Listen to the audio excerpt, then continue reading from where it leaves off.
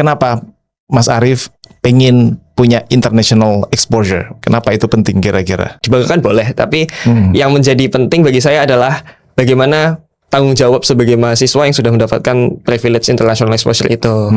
Kembali ke Indonesia, mendedikasikan apa yang sudah dipelajari di luar. Kebiasaan di UGM di Jogja, slow living begitu, Pak.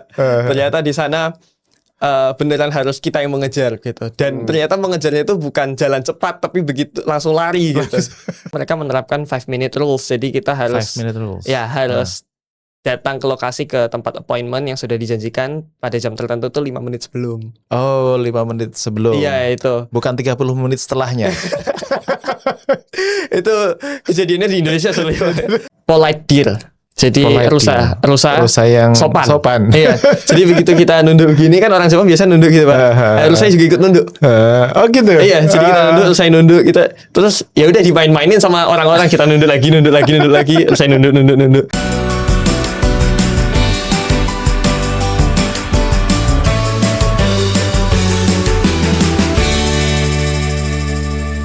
Assalamualaikum warahmatullahi wabarakatuh. Wonder People, masih bersama saya Syifa Amin di Wonder Home Podcast The Spring of Literacy. Dan pada obrolan kali ini kita akan berbincang tentang bagaimana pentingnya international exposure untuk mahasiswa Indonesia.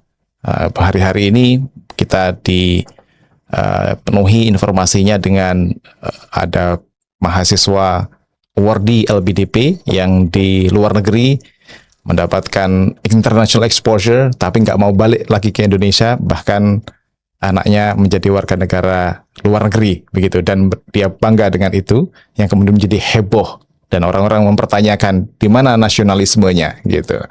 Nah, kita berbincang dengan anak muda yang sangat potensial, cemerlang, prestasi maupun kiprahnya.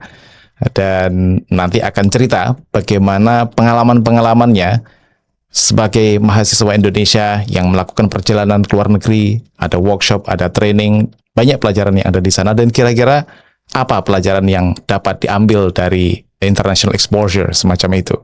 Dan beliau sudah di hadapan kita, namanya Mas Arief, saya manggilnya. Nama lengkapnya Mas Raden Muhammad Syarif Abdurrahman. Tapi dipanggilnya kalau di lingkungan kita Arif. Mas Arief ya. Yes. Gimana kabarnya Mas Arief? Kabar baik, Pak, alhamdulillah. Makasih sudah datang ke Wonder Home ya. Terima kasih kembali. Kita mau ngobrol tentang tadi itu Mas ya, tentang international exposure, pentingnya international exposure, pengalaman internasional bagi mahasiswa Indonesia. Tapi sebelum kita bincang tentang itu Mas Arief, bisa digambarkan terlebih dahulu background Mas Arief ini siapa, dan kenapa menurut Mas Arief nanti international exposure itu perlu? Oke, ini nyapanya apa ini, Pak? Wonder People. Oke, halo Wonder People. Kenalin, namaku Syarif. Kalau di lingkungan universitas biasa dipanggil Syarif, bukan Arif. Aku sekarang ada di semester 6 tahun ke-3 berarti ya. Tahun ketiga. Ya, di program studi kartografi dan penginderaan jauh di Fakultas Geografi UGM. Kartografi dan penginderaan jauh. Betul. Gitu, Pak. Oh, gitu. Nah, bisa di-share ke kita semuanya Mas Arief. Ini kan prodi yang tidak banyak orang tahu ya. Tidak banyak, meskipun sangat penting, nggak banyak orang tahu. Apa itu? Kenapa pilih kartografi dan penginderaan jauh, dan makhluk apa itu? Kartografi dan penginderaan jauh itu. Oke, mungkin bagi teman-teman ya banyak yang belum tahu sebenarnya. Prodi ini bisa dibilang hidden gem lah. Hidden gem. Peminatnya juga belum terlampau banyak, tapi prospek karirnya masih bisa dieksplor begitu, masih luas. Jadi basicnya adalah kartografi itu pemetaan, terkait dengan pemetaan. Apa bedanya sama geodesi begitu ya mungkin pertanyaannya. Kalau geodesi itu lebih ke survei pada satu tema tertentu seperti peta RBI, rupa bumi Indonesia dan lain sebagainya. Kalau kartografi di kita itu petanya peta tematik. Peta tematik. Ya, jadi misalkan ada suatu kejadian kayak kemarin, misalkan corona, COVID, kita memetakan sebaran COVID itu di mana saja berdasarkan variabel-variabel. Termasuk kayak gempa di Sumatera gitu. Betul. Bisa kartografi masuk situ. Potensi longsor yang kemarin di Sumatera, terus juga dampaknya dan lain sebagainya. Bahkan kita bisa sampai mungkin segi sharing penelitian yang akan saya lakukan itu terkait dengan mengkuantifikasi karbon gitu. Jadi mengkuantifikasi karbon. Iya, jadi masih sangat-sangat luas gitu pemetaan kuantifikasi karbon. Cuman mungkin hidden gem lagi itu terkait dengan penginderaan jauhnya. Penginderaan jauh kan kita menggunakan satelit data untuk kita mengevaluasi atau melihat atau memonitoring apa yang ada di bumi. Basicnya seperti itu gitu. Kenapa memilih jurusan ini? Sebenarnya berangkat dari dulu di SMA ikut OSN bidang astronomi, terus melihat ada satelit dan ada ilmu tentang penggunaan data satelit itu. Ya udah terus kita explore penginderaan jauh ada di UGM, satu-satunya malahan. Remote sensing penginderaan jauh itu? Iya, satu-satunya di Indonesia itu ada di UGM. Iya, gitu. Kebanyakan dari yang lain kan nanti lebih luas ke sains informasi geografis gitu. Kalau sains informasi geografis kan nanti bisa masuk beberapa aspek lain seperti mungkin nanti ada SIG untuk pertambangan atau geodesi itu sendiri ataupun hal-hal lainnya gitu. Wah, dahsyat, ini ilmu langka dan nanti ahlinya juga langka ini. Padahal itu sangat dibutuhkan ya di Indonesia, terutama masih dibutuhkan. Oke. Nah, selama pengalaman belajar di kartografi dan penginderaan jauh maupun di geografi secara umum, yang let's say sampai semester 6 inilah, yang membuat Mas Arief, wah ini sesuatu yang menarik, sesuatu yang ini kok ilmu yang luar biasa ini. Ada nggak satu informasi, ilmu atau pengetahuan yang entah saya nggak tahu bilangnya shocking, mengejutkan, wah ini ternyata sangat penting ini ilmu gitu. Sebenarnya kalau yang bikin saya shock banyak ya Pak. Banyak karena kayak ternyata tidak semenyangka itu ternyata gitu. Banyak hal yang dipelajari itu beneran baru dan membuka mata lah gitu. Kalau boleh sharing satu hal pelajaran ya terkait dengan penginderaan jauh khususnya itu, kita bisa, itu tadi Pak, penelitian saya bisa mengkuantifikasi karbon. Mengkuantifikasi karbon. Iya, mengkuantifikasi karbon itu kayak gimana gambarannya? Gambarannya adalah kita memetakan nih, misalkan taruhlah kuantifikasi terhadap buangan emisi karbon transportasi. Kita punya satelit nih namanya Sentinel-5P yang punya sensor namanya Tropomi. Jadi kita bisa melihat emisi yang keluar tuh apa saja. Misalkan kayak NOx, CO, CO2 itu tuh bisa dilihat hanya dari satelit. Gitu. Jadi kita nanti bisa lihat ternyata buangannya segini. Terus nanti dampaknya terhadap Indonesia kan sekarang punya net zero emissions capaian itu. Nah, nanti bisa dikaitkan sama kebijakan itu. Gitu sih, Pak. Itu yang lumayan membuat saya shock dan menjadi realize bahwasannya geografi itu nggak sekecil itu lingkupnya, nggak cuma terkait dengan fisik bumi dan lain sebagainya. Kita hanya ngurusi peta saja. Iya, tidak seperti itu. Ternyata lebih luas, bahkan kayak bisa nyambung ke berbagai bidang ilmu yang lain. So menarik itu. Ada interdisiplinary, pendekatan interdisipliner juga di situ ya. Oke, sekarang pengalaman sebagai mahasiswa dari sudah sampai semester 6, nanti semester 7, pengalaman apa saja? Salah satunya tadi itu kan yang kita singgung di awal, pengalaman internasionalnya Mas Arief gitu. Kenapa Mas Arief pengen punya international exposure? Kenapa itu penting kira-kira? Bagi saya ini Pak, international exposure tuh sebuah privilege ya, yang bisa didapatkan dari seorang mahasiswa. Tapi bukan yang seperti Bapak bilang di awal, privilege-nya bukan suatu hal yang perlu untuk diglorifikasi atau dibanggakan sedemikian rupa. Dibanggakan boleh, tapi yang menjadi penting bagi saya adalah bagaimana tanggung jawab sebagai mahasiswa yang sudah mendapatkan privilege international exposure itu. Kembali ke Indonesia, mendedikasikan apa yang sudah dipelajari di luar gitu, balik lagi ke Indonesia, sharing ke teman-teman, mungkin juga termasuk teman-teman yang ada di sini gitu. Jadi ya kemarin di tahun lalu kebetulan dapat ASEAN Summer Program di Nanyang Technological University di Singapura. Namanya ASEAN Summer Program. ASEAN Summer Program itu yang menyelenggarakan dari Asian University Network. Asian University Network. Betul. Tempatnya di NTU. Ya. Gitu. Terus ini kebetulan juga baru pulang dari Jepang di bulan Februari lalu awal. Dari 2026 ini? Iya. Oh, masih fresh ini. Masih fresh. Itu dari program namanya the SCP International Field Study Program. SCP International Field Study Program. Iya, di Kansai University of International Studies. Oke, itu di kota mana, Mas? Di kota Kobe, Jepang. Oh, di kota Kobe. Kobe itu apa ya, terkenalnya gempa bumi. Iya, gempa tahun 95. Kita membahas itu kebetulan. Oh, gitu. Iya. Kita membahas itu gempa tahun 95 dan gempa selanjutnya tahun berapa saya lupa. Yang paling besar 95. Selain itu juga terkenal sama daging sapinya. Sama daging sapinya ya. Oke, kita bahas satu persatu. Kalau yang ke Singapura itu bisa digambarkan proses bagaimana Mas Arif mengikuti apa itu namanya program tersebut. Entah ada seleksinya, apakah itu sifatnya kompetitif atau gimana? Secara umum, kalau di UGM itu sendiri kan kita punya OIA, Office of International Affairs. Jadi OIA itulah yang memberikan informasi, oh ini kita ada kerjasama, ada program A, B, C, D. Nah, mahasiswa diminta untuk proaktif. Kalau misalkan mau daftar, silahkan mendaftar. Tapi tidak ada yang sampai, oh ayo mahasiswa daftar ini. Jadi beneran mahasiswa yang dituntut untuk mencari sendiri, begitu. Untuk syaratnya, kalau di tingkat universitas kita harus submit berbagai macam dokumen ke OIA itu, mulai dari CV, kemudian transkrip nilai, kemudian motivation letter, recommendation letter, nomination letter, dan banyak urusan persuratan birokrasi lainnya itu. Setelah itu kalau secara umum dari OIA bakal menominasikan siapa saja dari UGM yang berhak untuk mengikuti tahap lanjutan yang akan diseleksi di penyelenggaranya.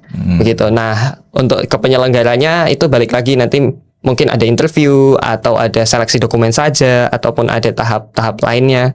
Itu ya tergantung sama si penyelenggara. Begitu kalau untuk selection prosesnya.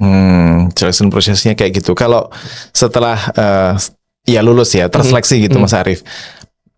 Entah dapat informasi dari OIA-nya atau dugaan Mas Arif dari sekian banyak persyaratan berkas yang dikirimkan tadi itu, kira-kira yang menjadi point of interest dari si penyeleksi ini nih yang terseleksi gitu, kira-kira poin apa yang krusial, yang penting, yang kira-kira menjadi poin lebih lah di antara yang lain? Kalau yang saya lihat sih motivation letternya harus beneran bisa tercapai lah gitu. Motivation letter ya? Ya, motivation letter. Jadi kita melihat kira-kira apa sih motivasi seorang itu untuk mau ikut program ini dan apa yang akan dibawa kembali. Gitu. Selama ini teman-teman yang ikut program internasional juga biasanya agak lebih dalam dan menaruh perhatian lebih di motivation letter gitu. Oke. Itu berapa lembar motivation letter itu ditulis? Kalau saya biasanya umumnya 1 sampai 1,5 saja sih, Pak. Iya, jadi harus sangat dense. Iya, gitu. Sulit kan itu dengan pengalaman dan keinginan yang macam-macam ditaruh di hanya 1 lembar gitu. Itu brainstormingnya lumayan, harus mensimplifikasi tapi harus langsung straightforward ke intinya. Harus padat dense tadi itu ya. Oke. Nah, itu cara Mas Arif menulis motivation letter itu bahasa Inggris atau bahasa Indonesia? Bahasa Inggris. Bahasa Inggris. Sudah dalam bahasa Inggris. Sudah dalam bahasa Inggris. Itu gimana? Apa itu namanya? Apakah proofreading ke teman atau ke senior atau ini gimana proses penulisan motivation letter? Kalau untuk penulisannya secara umum ya kita melihat sendiri apa sih yang ingin dicapai dari mengikuti program itu, kemudian kita korelasikan dengan apa sih tujuan dari adanya program itu dari sisi penyelenggaranya. Jadi ada mutual connections di situ, nggak cuma dari satu sisi. Ada koneksi ya antara motivasi personal seseorangnya, terus kemudian dari tujuan penyelenggaranya sendiri. Terus ya kita korelasikan saja, kemudian kita cari apa sih yang mau kita banggakan gitu kan Pak di motivation letter. Apa yang kita banggakan, apa yang menjadikan kita outstanding gitu daripada teman-teman ataupun partisipan yang mendaftar lainnya gitu. Setelah itu ya udah baru kita bikin dan lain sebagainya. Terus nanti kalau saya biasanya proofreadingnya ke temen sih. Ke teman. Iya. Kalau boleh spill, motivasi Mas Arif apa dan tujuan programnya apa sehingga bisa connect gitu?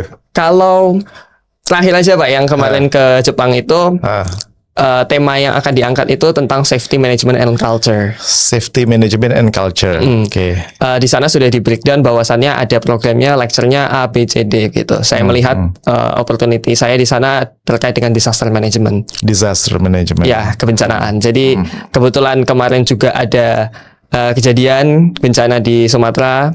Saya korelasikan antara itu, kemudian keahlian saya di bidang geospasial yang belum maksimal lah dalam pemanfaatannya di Indonesia ini, sehingga saya mau mendapatkan exposure ataupun mendapatkan ilmu terkait dengan bagaimana sih mitigasi kebencanaan yang dilakukan oleh pemerintah Jepang dalam hal ini di kota Kobe gitu. Jadi mengkorelasikan dari situ. Oh, menarik. Ada juga apa itu namanya kejadian yang baru terjadi, kejadian aktual dan ini memerlukan expertise atau pengalaman orang yang tahu tentang. Salah satunya adalah geospasial tadi itu. Betul. Terus kemudian dikombinasikan gitu ya. Iya betul Pak. Oke, terus kemudian yang ke Singapura, apa yang dilakukan di sana? Di Singapura itu sebenarnya basically dia program yang beneran belajar begitu. Jadi ada lecture, ada tutorial, ada juga semacam field tripnya juga untuk pengenalan Singapura. Cuman kalau yang dari saya lihat, saya memang ke Singapura itu memang tujuannya karena itu pertama kali untuk international exposure yang beneran belajar gitu ya Pak. Jadi saya pengen melihat bagaimana sistem pendidikan di sana, itu apakah saya bisa mengikuti, kemudian saya mencoba untuk menjalin relasi di sana. Tapi yang jelas tetap membawa intuisi pribadi, yaitu terkait dengan geospasial. Jadi di sana tetap ketika kemarin ada final project gitu, saya sedikit membawa terkait dengan bagaimana perspektif geospasial ini berkontribusi dalam kalau kemarin kita mengangkatnya terkait dengan sustainable futures. Sustainable futures. Ya, gitu. Jadi bagaimana geospasial itu berkontribusi pada keberlanjutan, baik itu dalam aspek society resilience ataupun dalam lingkungan environment. Gitu. Okay. Berapa lama di sana? Satu semester gitu? Kalau ini kebetulan saya ngambilnya short course semua. Jadi kalau yang kemarin di Singapura itu hampir 3 minggu. Kalau yang di Jepang ini sekitar overall ya sekitar semingguan gitu. Yang di Singapura 3 minggu, yang di Jepang 1 mingguan. Ada cultural shock nggak dengan sistem atau dunia pendidikan di Singapura?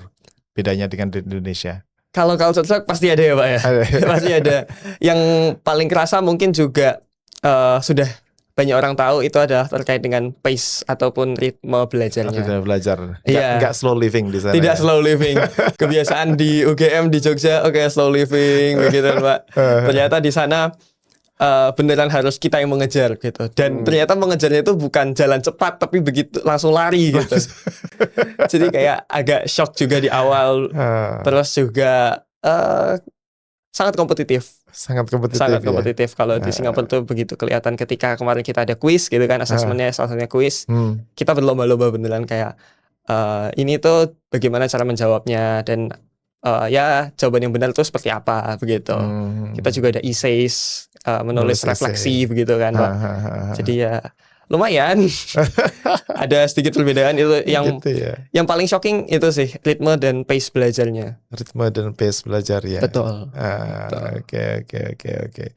Ya terus ya di Singapura. Tapi kalau selain ritme itu culture pendidikannya, kalau interaksi antara let's say antar sesama mahasiswa atau mahasiswa dengan dosennya gitu, ada juga perbedaan atau gimana? Kalau perbedaan ada Pak. Jadi kalau misalkan kita bisa melihat di Indonesia itu kan kalau saya bisa bilang itu dosen mengajar di depan kemudian mahasiswa mendengarkan gitu.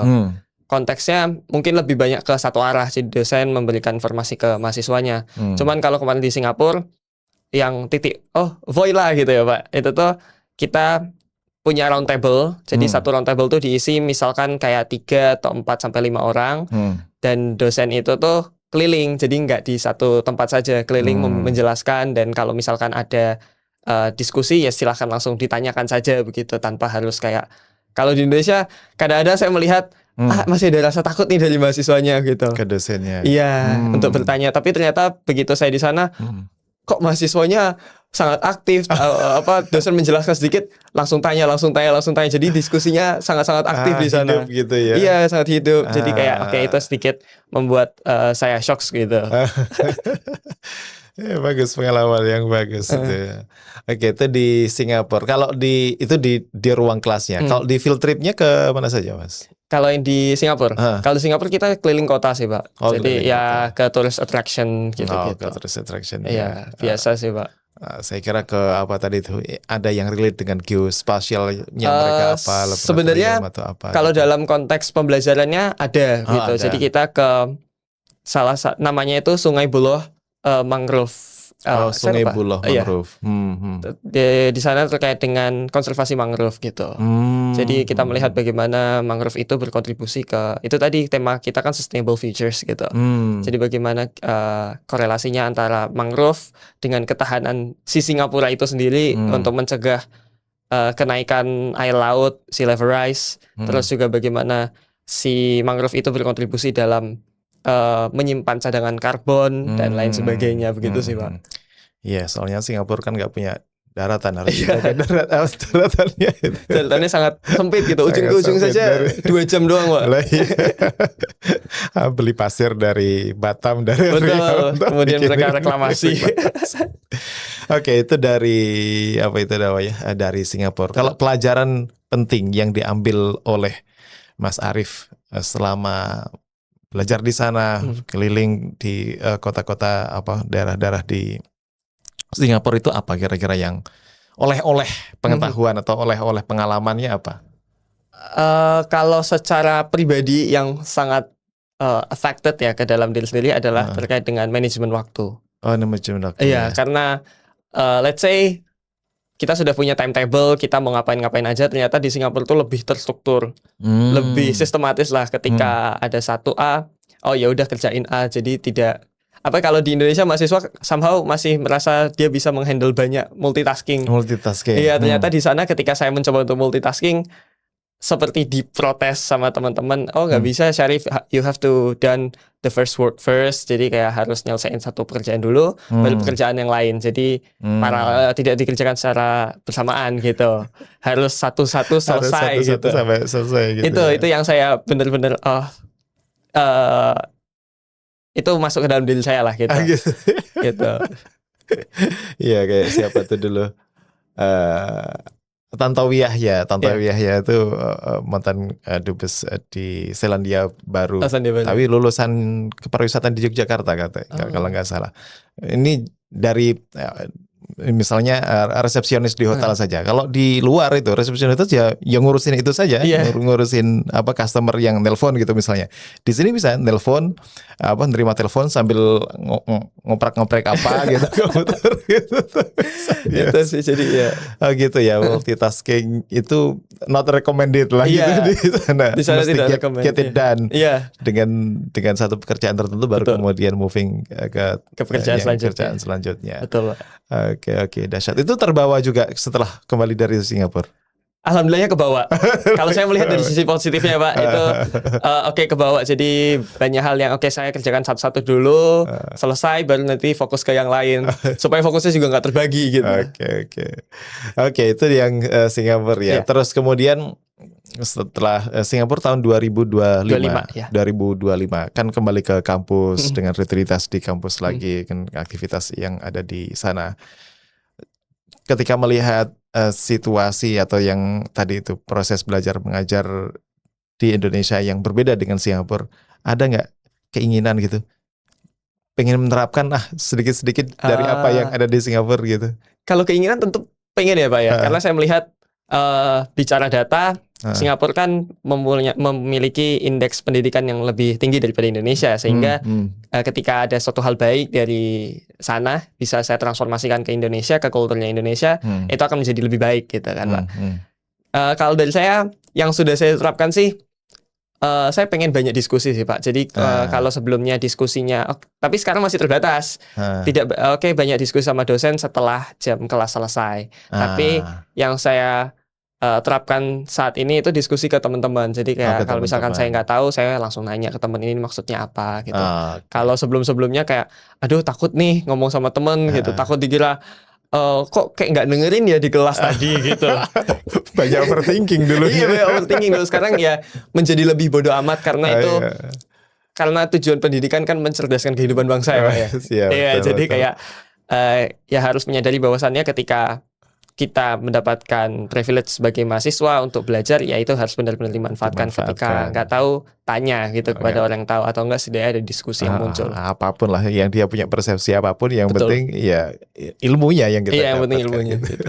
Oke, terus kemudian ke yang kedua, yang ke ACP tadi itu, International International Field Study Program tadi itu. Kalau itu prosesnya bagaimana, Mas? Overall sama sih, Pak. Sama ya. Selection prosesnya dari OIA, kemudian kita ke penyelenggaranya nanti yang menyeleksi. Kurang lebih sama. Gitu. Ada dipersyaratkan karena ini ke Jepang, ada semacam apa?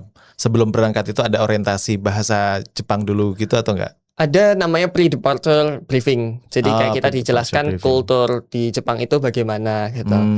Yang sangat apa ya? Kalau bisa sharing yang sangat agak shocking lagi itu mereka menerapkan 5-minute rules. Jadi kita harus 5-minute rules. Ya, harus datang ke lokasi, ke tempat appointment yang sudah dijanjikan pada jam tertentu tuh 5 menit sebelum. Oh, 5 menit sebelum. Iya, itu. Bukan 30 menit setelahnya. Itu kejadiannya di Indonesia sebenarnya. Banyak teman-teman yang seperti itu. Cuman itu yang agak kalau di Singapura on time gitu ya, Pak. On time. Tapi kalau di Jepang 5 menit sebelum. Itu kayak harus memperkirakan waktunya lagi gitu. Ya, walaupun ketika di sana tidak semua saya lakukan gitu. Jadi kayak ya udah ada yang on time, ada yang molor 1-2 menit gitu. Oke. Ya itu harus dibiasakan sih, Pak gitu. Gak ada alasan macet nih, ban bocor nih. Ya itu sih, Pak. Jadi kayak harus memanajemen waktu itu dengan lebih baik lagi begitu. Ya, 5-minute rules. Iya, 5-minute rules. Ini teman-teman kalau mau semaju Jepang lah, paling tidak salah satu habit yang perlu dibangun adalah 5-minute rules. Iya, mereka kalau kita menghargai waktu, Pak. Menghargai waktu ya. Kalau kita kan, wah, diundang jam 7, nanti, acara mulai paling jam 8 kan gitu. Nanti molor dikit lah gitu. Oke, terus kemudian ke Jepang, Mas ya, ke Kansai. Iya, Kansai University of International Studies di Kobe tadi itu. Apa yang dilakukan di sana? Kalau basicnya di sana tuh kita ada lecture, kemudian kita ada semacam field work gitu, Pak. Field worknya itu kita sebagai konteks yang akan kita pelajari di sana itu terkait dengan Great Hanshin Awaji Earthquake. Apa itu? Itu sebuah kejadian gempa bumi luar biasa yang ada di Jepang gitu. Saya lupa persisnya berapa skala Richter, tapi itu cukup mengguncang Jepang, dan yang saya pahami setelah program ini selesai adalah mereka benar-benar living with hazard gitu. Jadi beneran menjadikan, kalau ada quotes gitu ya, Pak, experience is the best teacher, dan mereka memang melakukan hal itu. Jadi mereka beneran belajar dan ingin sharing ke dunia luar bahwasannya kita sudah pernah mengalami hal yang sama. Kita pengen di luar sana ketika nanti ada kejadian atau potensi serupa, kalian bisa belajar dari kita. Gitu. Tentang safety management and culture. Jadi bagaimana mengkombinasikan antara safety, teknologi, dan aspirasi lainnya ke dalam kulturnya mereka sendiri. Menjadi culture. Iya, menjadi culture budayanya mereka. Betul, gitu. Jadi ya di sana kemarin kita ada ke ADRC, Asian Disaster Reduction Center, ya. Reduction Center, Disaster Reduction Center. Betul. Jadi kita melihat bagaimana mereka bekerja dalam bidang teknologi dan penelitian gitu, untuk melihat bagaimana potensi, bagaimana kemungkinan-kemungkinan yang terjadi kalau misalkan nanti ada events, ada fatalities gitu, Kak. Misalkan ada gempa bumi, tsunami, longsor, dan lain sebagainya gitu. Ya mereka memang mengalami living with hazard. Iya. Hidup dengan potensi bahaya yang setiap saat bisa mengancam mereka. Betul. Gitu ya. Apalagi pernah mengalami gempa bumi mungkin yang paling dahsyat lah gitu. Iya. Sepanjang dibanding di tempat-tempat yang lain gitu. Nah, gimana mereka mengatasi. Let's say dari sisi tadi itu teknologi pertama ya. Dari sisi teknologi, gimana mereka teknologi apa yang mereka kembangkan dalam konteks misalnya entah membangun rumahnya atau konstruksi jalannya dan segala macamnya, apa yang mereka lakukan? Kalau yang mereka lakukan sih sebenarnya sama yang seperti sudah banyak negara lakukan juga. Bagaimana mereka merekonstruksi, bagaimana mereka berinovasi terkait dengan bagi mereka kemarin korban itu banyak berjatuhan karena konstruksi rumah ataupun kantor perkantoran itu rubuh, jadi kayak banyak orang yang sakit ataupun orang meninggal itu karena kejadian itu, karena konstruksi itu. Jadi mereka kemarin juga memperlihatkan bagaimana ada, saya lupa namanya, tapi ada yang semacam fondasi yang dia fluid gitu Pak. Jadi ketika ada goncangan, bangunan di atasnya itu tidak bergetar yang sampai terus jatuh gitu, enggak. Jadi mereka punya fondasi yang cukup fluid gitu.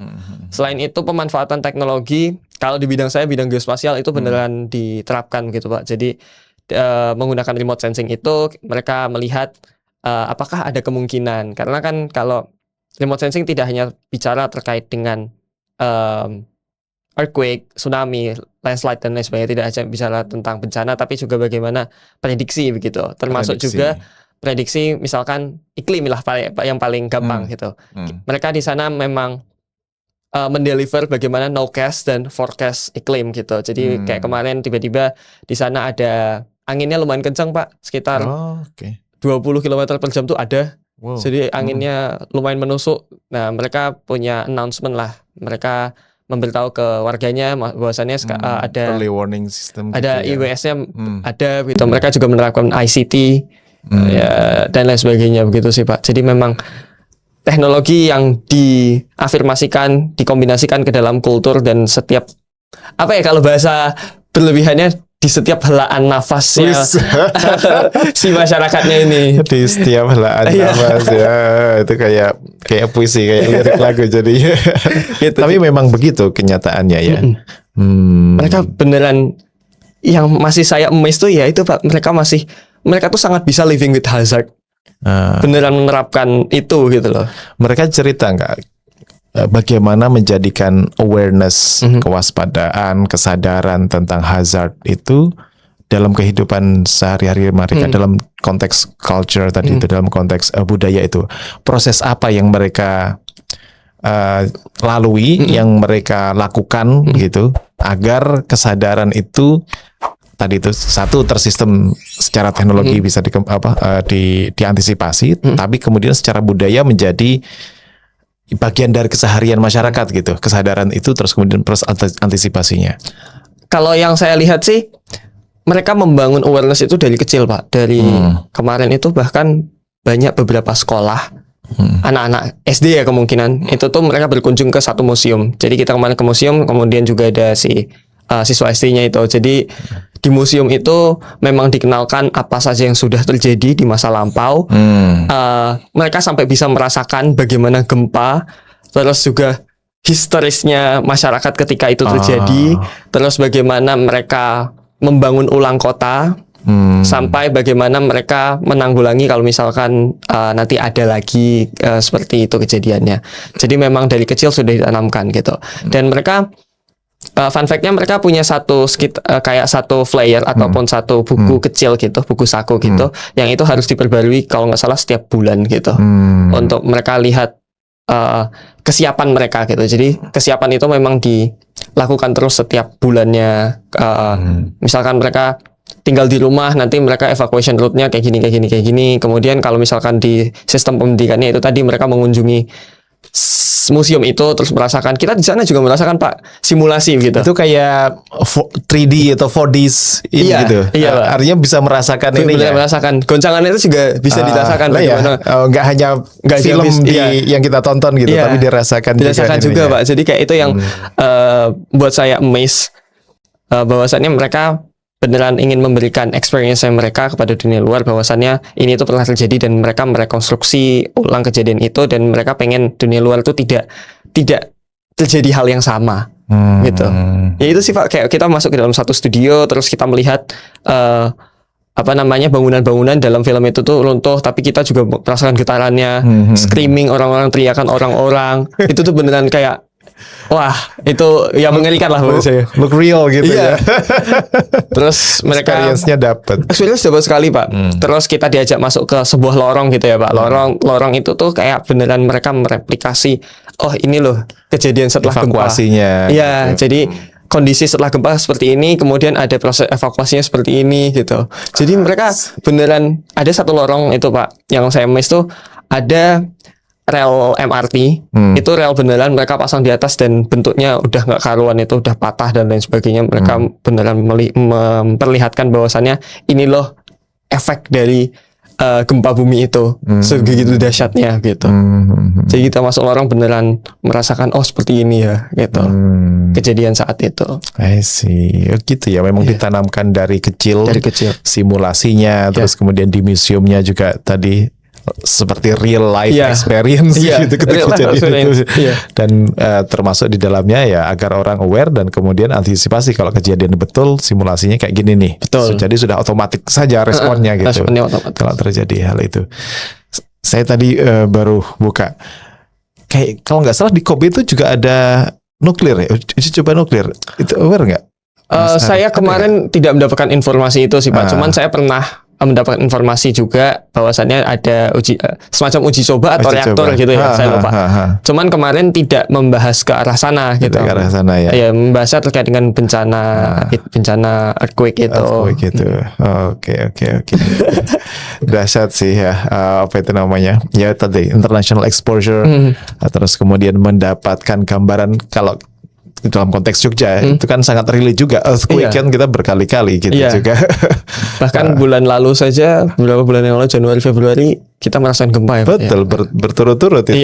Kadang berturut-turut, meskipun yang besar itu tahun 2000, nggak tahu Mas Arief sudah ada 2000, sudah lahir belum waktu itu? 2006 ya, Pak? 2006. Iya, saya sudah lahir.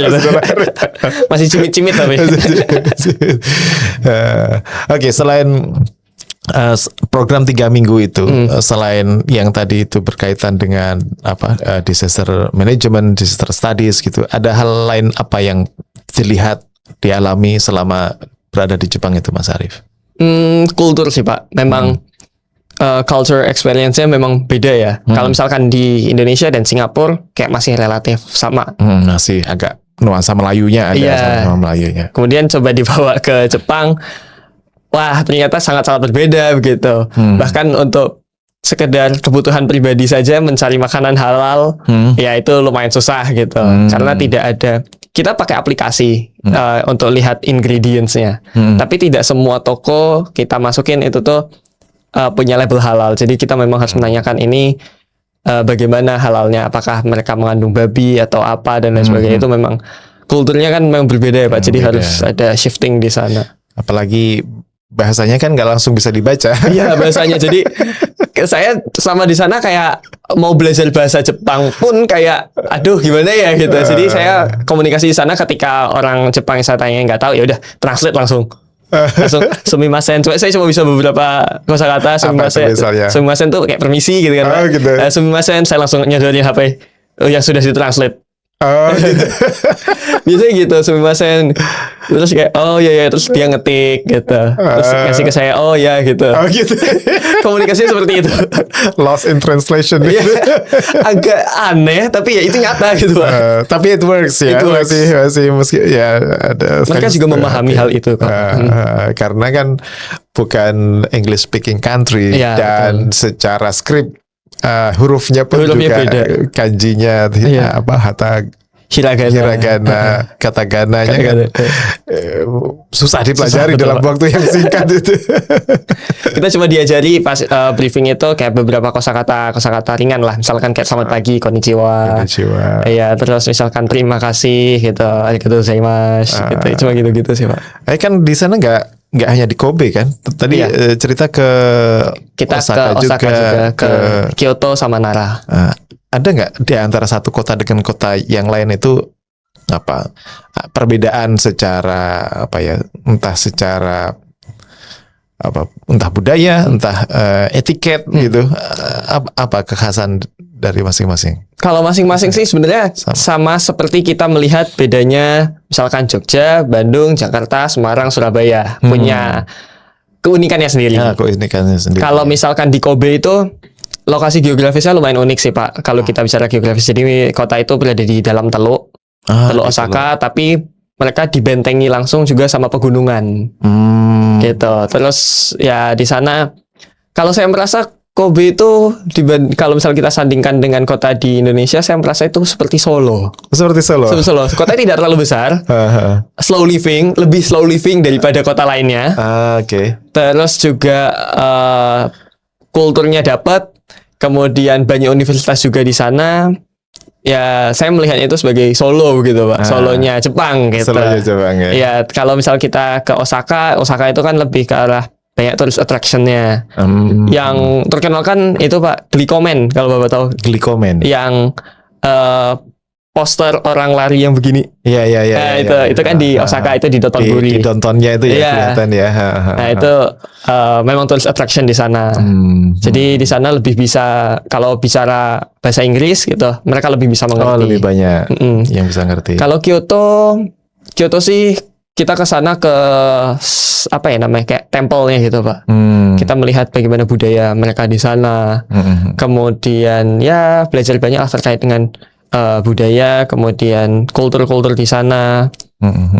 Kalau ke Nara itu kemarin kita nggak sempat banyak explore, cuman ke Nara itu kita ke satu taman yang itu viral karena namanya adalah ada polite deer. Jadi rusa yang sopan. Iya. Jadi begitu kita nunduk begini kan, orang Jepang biasa nunduk gitu Pak. Rusa juga ikut nunduk. Oh gitu. Iya, jadi kita nunduk, rusa nunduk, kita terus ya udah dimain-mainin sama orang-orang, kita nunduk lagi, rusa nunduk. Gitu. Di training untuk bisa nunduk. Enggak tahu tiba-tiba kita ke sana terus kayak satu hal yang pengen dilakukan ya cuma itu, polite dan cuma nunduk begitu. Direspon sama rusanya. Iya gitu. Oke. Nah, secara keseluruhan Mas Arif, pengalaman dan training workshop di Jepang tadi itu, apa pelajaran yang diambil Mas Arif? Yang begitu berasa itu kalau terkait dengan expertise saya Pak, mereka beneran menginstitusionalkan kebijakan geospasial gitu.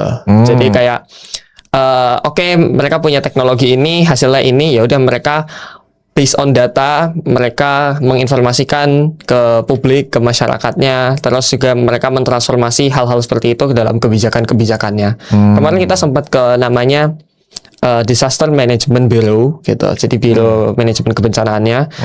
Mereka tuh punya early warning system sama apa ya Pak? Yang kayak dia bisa melihat kayak CCTV kota gitu. Jadi beneran disebar kemana-mana, jadi kita bisa lihat segala penjuru kota gitu. Kalau misalkan nanti ada sebuah kejadian, nanti langsung di-assess di sana gitu. Jadi memang mereka melihat based on data real time gitu. Itu sih, jadi yang beneran saya merasa perlu nih di Indonesia untuk menginstitusionalkan, dan yang terpenting adalah mengangkat prodi saya, karena pendidikan jauh itu sebagai salah satu tools yang memang harus benar-benar dimaksimalkan gitu, karena di sana ternyata begitu dimaksimalkan dampaknya luar biasa bagi mereka untuk kesiapsiagaan dan bagaimana prediksi mereka ke depan gitu. Ke depan itu tuh ya. Menarik sekali itu. Yeah. Apa itu istilahnya, menginstitusionalisasi teknologi. Betul. Wah, itu dahsyat itu. Ya, let's say itu tadi dengan institusionalisasi teknologi itu real time, apa kejadian di pojok-pojok apa gitu. Itu ketahuan, bisa dideteksi. Iya, di sana ada orang, misalnya kalau ke Indonesia gitu ya, ada yang kecopetan, ada kelitih di sana, lari kemana, korbannya bagaimana, itu langsung langsung kelihatan, bisa dicek gitu. Iya, kita kemarin ke satu ruangannya itu, dan itu isinya CCTV kota semua itu. Jadi ya really amazed di sana, kayak kok bisa ya mereka punya sistem itu yang benar-benar terintegrasi, ketika nanti ada suatu kejadian langsung ada pelaporannya gitu. I see. banyak sekali manfaatnya. Iya. Dan masuk betul itu kartografi sama penginderaan ke situ gitu. Itu jadi kayak beneran dari pulang dari situ ada sih rencana, karena mumpung juga masih ya sebulan lah, baru sebulan kemarin, ada sih rencana untuk membuat mungkin mulai dari penelitian, atau misalkan kita melihat sebuah kejadian dulu, terus kita bagaimana mengkomparasinya dengan pengalaman saya kemarin di Jepang, kemudian proposnya gimana ke depannya, apakah nanti ada kerjasama mungkin yang dilakukan gitu untuk terkait dengan akademisnya, kemudian kebutuhan kota misalkan gitu, Pak. Oke, dahsyat. Makasih Mas Arif. Oke, tadi perjalanan ke Singapura, perjalanan ke Jepang kan banyak hal yang bisa diambil pelajarannya di situ. Kalau dari setelah punya exposures yang sangat berharga di dua tempat tadi itu Mas Arif, kira-kira apa yang Mas Arif mau buat ini setelah kayak gini nih pengalamannya. Ketika balik ke Indonesia, ada harapan, impian atau proyek tertentu yang ada di kepala Mas Arif gitu? Kalau untuk sekarang yang jelas ingin menuntaskan pendidikan ini dulu, Pak. Cuman dalam prosesnya saya mempunyai beberapa rancangan gitu. Yang jelas adalah bagaimana saya banyak hal yang baik yang saya dapatkan dari luar negeri, dari international exposure yang saya dapatkan, baik itu di Singapura maupun di Jepang.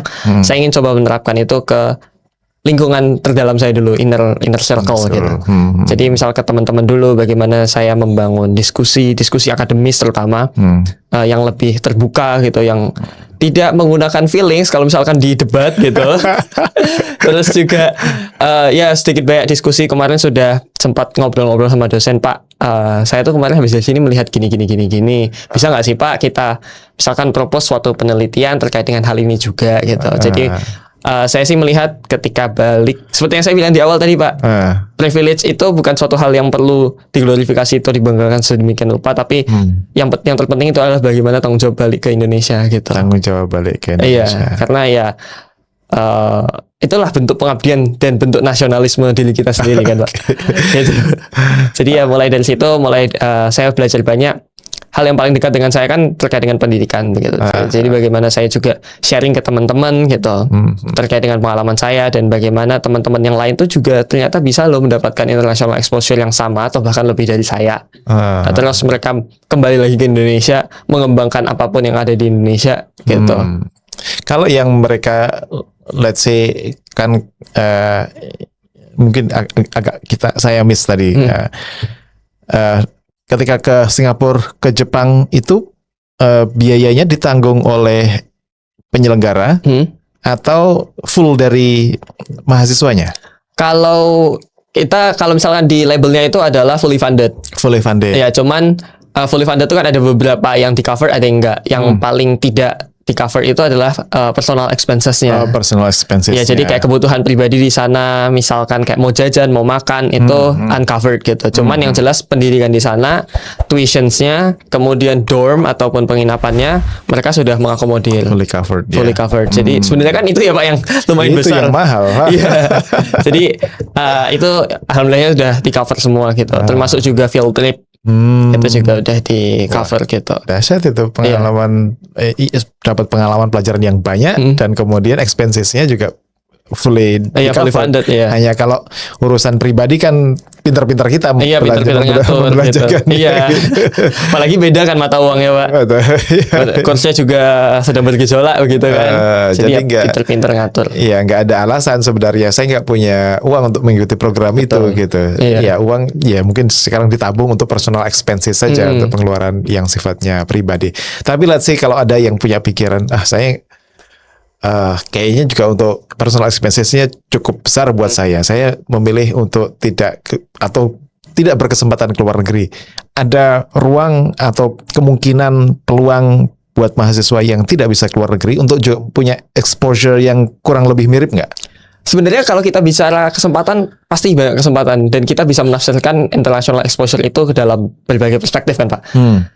Saya pernah menjadi panitia di namanya IJJSS International join Japan Indonesian Symposium gitu. Jadi kayak presentasi seperti simposium gitu ya, conference akademik, dan itu bisa dilakukan oleh mahasiswa begitu. Mahasiswa dekat dengan dosen, kemudian menanyakan apakah ada conference, apakah bisa ikut atau menjadi panitia atau menjadi pemakalahnya. Itu kan sudah mendapatkan international exposure. International exposure-nya yang biasa didapatkan kalau dari kayak gitu kan, bagaimana kita berargumentasi secara ilmiah, bagaimana kita mendapatkan perspektif dari orang-orang luar negeri begitu. Atau sekedar di universitas-universitas itu biasanya kan ada program IUP atau misalkan ada mahasiswa asing yang datang. Itu kan mereka juga punya program seperti buddies-nya gitu, Pak. Orang yang menemani ataupun semacamnya begitu kan. Itu bisa dimanfaatkan sebagai mahasiswa untuk bisa, terutama yang paling penting menurut saya sekarang adalah belajar bahasa Inggris itu dulu sih, Pak. Confident dengan English-nya. Confident dengan English-nya ya. Whatever. Saya aja sampai sekarang masih belajar bahasa Inggris dan fun fact-nya ternyata saya menggunakan broken English gitu karena kemarin di Singapura udah tertata lumayan bagus Singlish. menggunakan Singlish gitu, jadi kadang-kadang masih kebawa ada imbuhan lalelohnya gitu, masih Singlish. Terus kemarin ke Jepang ya belajar bagaimana memahami bahasa Inggrisnya orang Jepang gitu kan, karena bahasanya kan mereka beda gitu. Terus balik lagi ke Indonesia ya confident aja dengan English yang kita punya, terus kita mencoba untuk mengupgrade lah, mengaktualisasi diri gitu dalam bahasa Inggris. Bahasa Inggris. Oke. Jadi enggak juga tadi international exposure bisa melalui join bersama dosennya atau sendiri international conferences, menjadi buddies-nya, teman pendamping mahasiswa asing. Paksakan diri saja gitu untuk agar terpaksa ngomong dengan bahasa Inggris, berinteraksi dengan orang lain dalam bahasa Inggris gitu ya. Karena kita sudah interaksi pun kita mendapatkan exposure kan, Pak. Betul. Jadi kita bisa sharing sedikit-sedikit itu tentang kehidupan mereka. Misalkan menjadi buddies, ternyata dia dari sini, dia orangnya kayak gini. Berarti kan kita sudah bisa melihat kulturnya mereka bagaimana gitu. Oke. Nice. Kalau Mas Arif sendiri bahasa Inggris dulu ikut kursus gitu atau? Saya ikut kursus dulu. Ikut kursus ya. Oke, itu pondasi agar kita bahasa Inggris itu bukan apa-apa, itu kan kayak pintu saja gitu untuk membuka jendela yang lebih luas lagi. Iya betul, Pak. Confident aja dulu sih. Confident saja dulu ya. Terus kemudian ini Mas Arif, kalau misalnya Mas Arif tadi kan setelah insya Allah selesai tepat waktu studi S1-nya, terus kemudian nanti S2 ke luar negeri, mendapatkan beasiswa, let's say, mendapatkan beasiswanya itu bisa dari kampusnya, bisa dari institusi di luar, atau bisa dari LPDP gitu. Kalau setelah mendapatkan beasiswa itu ada istilah tadi yang diistilahkan Mas Arif itu sebagai tanggung jawab gitu. Bentuk tanggung jawab apa itu namanya sebagai orang yang mendapatkan beasiswa atau kepada negara itu mesti pulang atau boleh juga dari mana-mana? Pandangan Mas Arif lah, gimana? Kalau pandangan saya sebenarnya bisa dari mana-mana saja, Pak. Tergantung bagaimana kita melihat bagaimana tanggung jawab itu sendiri. Cuman selain tanggung jawab secara apa ya, Pak? Secara let's say kita punya tanggung jawab terhadap pekerjaan dan lain sebagainya, itu kita bisa kontribusi dari luar. Tapi bagi saya juga memiliki tanggung jawab moral gitu. Saya dibesarkan di Indonesia gitu kan, jadi saya harus tetap bisa berkontribusi walaupun indirect, tidak secara langsung, itu harus bisa kontribusi ke Indonesia. Cuman kalau sekarang pemikiran saya adalah ketika saya mendapatkan beasiswa ke luar negeri, ketika saya kembali lagi, saya ingin kembali lagi ke Indonesia, mencoba untuk membangun Indonesia yang lebih baik gitu. Mesti seneng nih orang tuanya. Ibunya nggak lama-lama dan nggak berjauhan. Oke, gitu Mas Arif ya. Ada hal lain yang mungkin belum kita diskusikan yang ingin disampaikan? Mungkin sedikit closing statement ya, Pak. Saya melihat mahasiswa itu, menjadi seorang mahasiswa saja sudah merupakan privilege. Sudah privilege. Jadi alangkah baiknya kita juga memaksimalkan privilege yang ada dengan kita ikut berkegiatan, tidak hanya sebagai apa istilahnya mahasiswa kupu-kupu kuliah pulang. Kalau bisa kita manfaatkan melalui organisasi, kontribusi kita terhadap aktualisasi diri dan juga aktualisasi lingkungan kita sendiri. Jadi pesan untuk teman-teman mahasiswa ataupun yang akan menjadi mahasiswa, cari potensi diri dulu, kembangkan, kemudian kita sama-sama memberikan dampak itu ke lingkungan kita. Ke lingkungan. Wah, dahsyat. Terima kasih ya. Ya karena bagaimanapun masa muda, masa mahasiswa itu adalah masa formatif, masa pembentukan gitu. Itu sangat krusial itu.